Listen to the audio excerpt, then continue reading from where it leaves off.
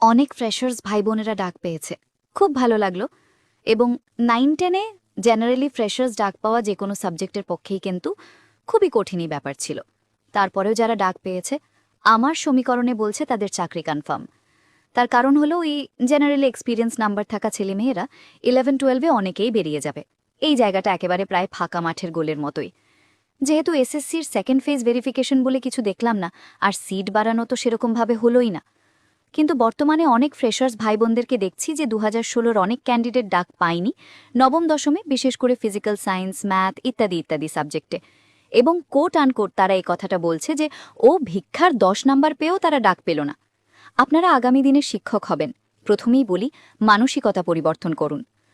একটা ক্যান্ডিডেটের বর্তমান অবস্থা সম্পর্কে বলি, তাহলে বুঝতে পারবেন যে কেন ডাক পায়নি। চাকরির জন্য লড়াই করছেন, সেও চাকরির জন্য লড়াই করছে, যেই চাকরিটা তার কাছ থেকে সিস্টেমের ভুলের জন্য কেড়ে নেওয়া হয়েছে। হাজব্যান্ড ওয়াইফ দুজনেই জব করত এই 2016-র প্যানেলেই। হাজব্যান্ড একটা দুর্ঘটনায় মারা যায়। তারপরে সেই মহিলা এতটাই ব্রোকেন যে 4 ঘন্টা অন্তর অন্তর জ্ঞান হারিয়ে ফেলে।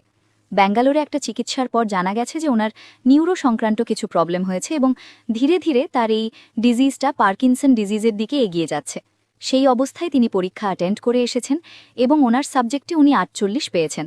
উনি ডাক পাননি। 3 দিনের বেবি নিয়ে একজন দিদি পরীক্ষা দিতে গিয়েছিল এবং পরীক্ষা কেন্দ্রে তার জন্য নিচের তলায় একটা রুম বরাদ্দ করা হয়। সেখানে সে যথেষ্ট আরামে পরীক্ষা দেয়।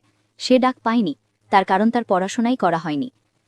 চাকরি চলে যাওয়ার কারণে মানসিক অশান্তি বা পারিবারিক অশান্তি বা সাংসারিক অশান্তি ইত্যাদি ইত্যাদি কারণে একজন দাদার ওয়াইফ তার বাবা মায়ের কথা অনুসারে অন্তঃসত্ত্বা অবস্থায় তাকে ছেড়ে চলে যায়। সেই মহিলা দাদা পরে জানতে পারে যে উনি ওনার কনসিভড বেবিটাকে নষ্ট করে ফেলেছেন।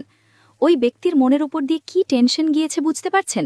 তারপরে ডিভোর্স ফাইল, অধিক টাকার ডিমান্ড, অথচ সে পনে 1 টাকাও নেয়নি, সে ডাক পায়নি।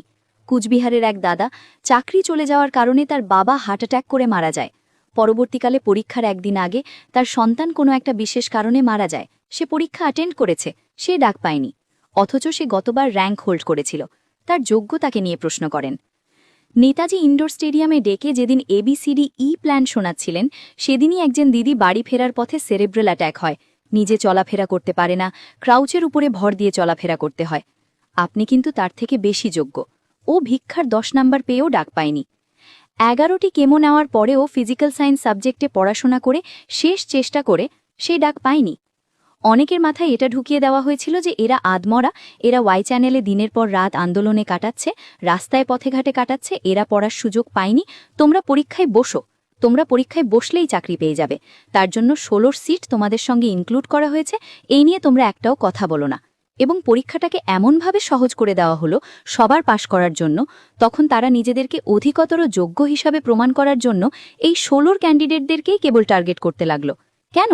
খোঁজ নিয়ে দেখেছেন রামকৃষ্ণ মিশনের মতো অটোনমাস বডি বা অন্যান্য অটোনমাস বডির বা রাজ্যের বিভিন্ন বিদ্যালয়ের ISMS কোড থাকা প্রত্যেকটা শিক্ষক অভিজ্ঞতার নাম্বার পেয়েছে। এটাতে দোষ আপনাদের নয়, ওই সিন্ডিকেটের ওই দালালগুলো যারা সবাইকে অল আর ফ্রড বলে আপনাকে বুঝিয়ে দিয়েছে, তাদের দোষ। এরা কোনোদিনই কারো বন্ধু নয়। আপনাদের সঙ্গে আমাদের কিন্তু কোনো দ্বন্দ্ব নেই। আজকে এই EWS ক্যাটেগরিতে 2016 সিটে ন্যূনতম নাম্বার পেয়ে অনেকে ডাক পেয়েছে, কিন্তু 2016 ক্যান্ডিডেটই তার থেকে বেশি নাম্বার পেয়ে ডাক পায়নি। কিন্তু এই মুহূর্তে আমরা যদি গেজেটের বিরোধিতা করে ওই কথাটা বলতে যাই, তাহলে আমাদেরকে বলবে যে এরা গেজেট বিরোধী, আরও অন্যান্য তকমা আছে লাগিয়ে দেওয়া হবে। বা অন্যান্য অনেক ক্যাটেগরিতে আছে দেখলাম যে অনেক কম নাম্বারে সব ডাক পেয়েছে।